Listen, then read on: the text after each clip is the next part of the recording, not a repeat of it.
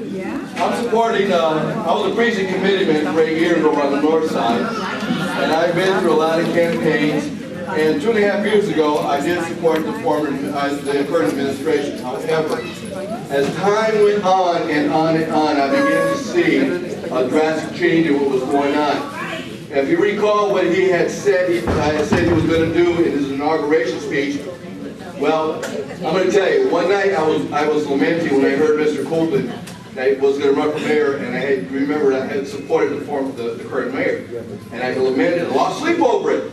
One night I went up to get some water, and I hit my toe. How many done that in a night, right? Okay, I hit my toe, and I'm thanking God for what had happened. Well, in the process, I knocked over some papers, and at the top of the papers, it's a true story, was the mayor's inauguration speech. So after my throbbing subsided, I started reading it, and I started asking myself, is this what he said he was going to do? And I read it, reread it, and I said, no, this is not what he said he was going to do. And again, I lamented over this situation because I support this candidate. However, I'm a person who is real. I don't look at friendship, I look at what's good for the people. Who is good for the people? And with that being said, that night I had an epiphany. I said, you know what? I'm going to have to look at Mr. Anthony Copeland for mayor because for 4 years.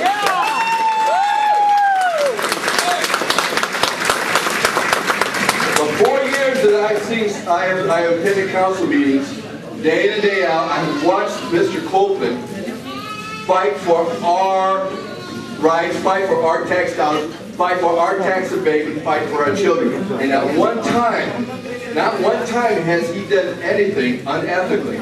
Not one time have I seen him not fight for us. He has been fighting and he's never wavered from that.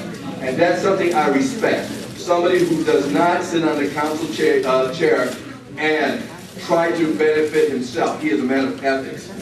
He is a man of standing up for what's right, and that is why I'm supporting him, because you know what? We need somebody to bring our city back up, because I thought the current administration would do that. No, it has not happened. We need to have a change in our administration system, and I'm not going to wait 33.5 years for something to change. We need to do the change now, and that's why I'm standing here before you saying, you know what? We need to pull together and work together and get this man off so our city can really, truly change.